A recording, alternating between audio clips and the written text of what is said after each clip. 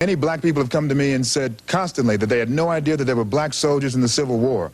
Obviously, there are white people who don't know this. Don't we need to begin with education, begin with rewriting the textbooks in America to tell the truth about blacks and whites in America in context? Yes, yes. Please, please, for 1 second. That's what I wanted to, Minister Farrakhan, the education system. Our children right now are being miseducated. What can we do so that we can inform our children, educate our children? And it's sad because white folks don't know anything about black history. And they have done that purposely.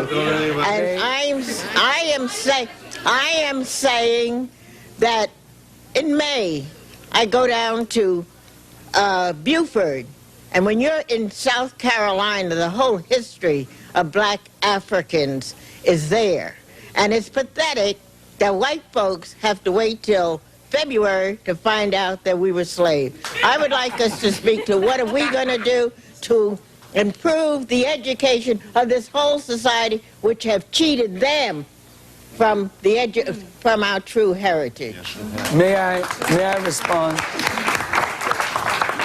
I said in the first segment it was a crime of omission as well as a crime of commission. And that crime has affected both white and black. White folk have been made to believe that the history of civilization begins in Egypt and that Egypt was a white civilization.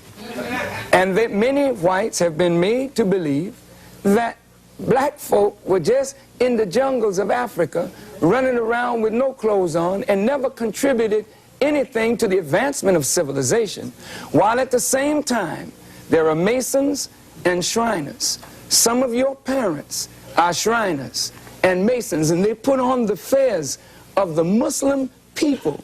And what they're studying is the true history of the black people of this earth. I think if the proper education were given to black and white, we could come away with a healthy respect one for the other. I want to clear this, that I don't think black people disrespect the tremendous accomplishments that white folk have made. But if white folk do not know what black people have contributed to the advancement of civilization, it leads to a disrespect of a whole segment of the population. And this is why today I will say that black children, as much as we need education, we don't want to go to these schools because the food that we are being fed is not proper. But any one of us can go into the schools where there's no discipline, where there's madness in the corridors, and we can speak to our youth and get their attention in a matter of moments, because we are teaching them that which their souls yearn for, that is a proper knowledge of self. And if they won't give it to us, we have the responsibility to give it to ourselves. Mr. Farrakhan, I have actually two questions. One, the direction that you're pursuing seems to be a complete reversal from the direction that Martin Luther King was going into, which is total integration. You seem to be wanting to pull your people apart into a more segregated but equal situation.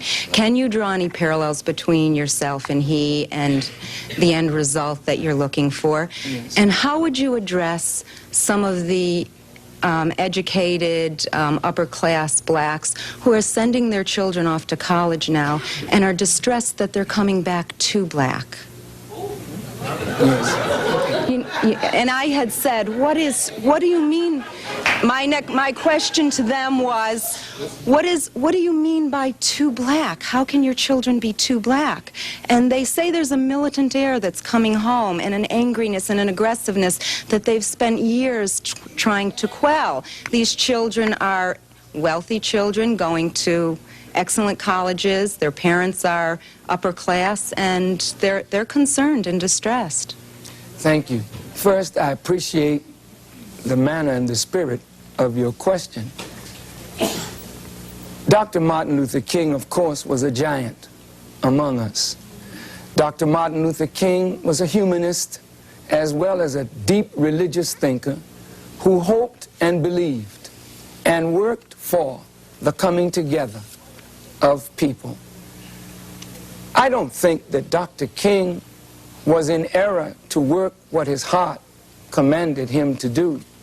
But while Dr. King was doing that, would you believe that the United States government, under the counterintelligence program of J. Edgar Hoover, was plotting all the while against Dr. King to discredit him, to keep him from getting the Nobel Peace Prize? When he went to meet with the Pope, the FBI tried to interfere with Dr. King's meeting with the Pope, thinking that if the Pope met with Dr. King, it would give him too much credibility. Dr. King, in 1968, lost his life because he felt that poverty in America was so pervasive, not only among blacks, but whites. And even though Lyndon Baines Johnson was the one that was the architect of the war on poverty and commissioned the Kerner Commission, Mr. Johnson became so obsessed with winning the war in Vietnam, he took money away from dealing with the problems of America, sending that money into Vietnam in a cause that America lost.